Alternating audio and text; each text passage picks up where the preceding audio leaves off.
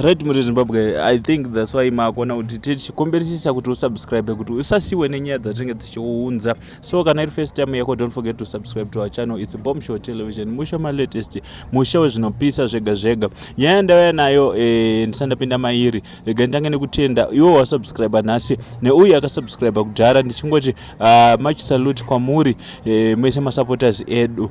So nyaya yangu ikamira yakadai so. Ndine Mudhara wandinaye ane 72 years.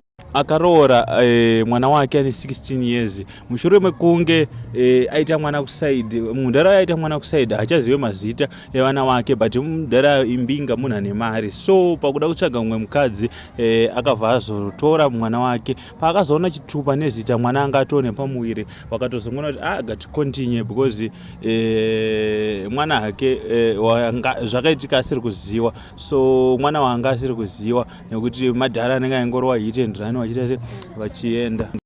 Right, so tell us what do you think in the comment section below, and my lessons api awadzidza kubva panyaya iyi, and zvii zvingakwanise kuitwa kuti Mudhara uyu osiyana here nemukadzi wahaha kuti wake asariye mwana wake, zvoitwa sei and zvichabuda sei, zvichapera sei. Tell us what do you think in the comment section below. Saka kana kulike video redu nekushare ma videos edu ese tinenge tichikuunzirai.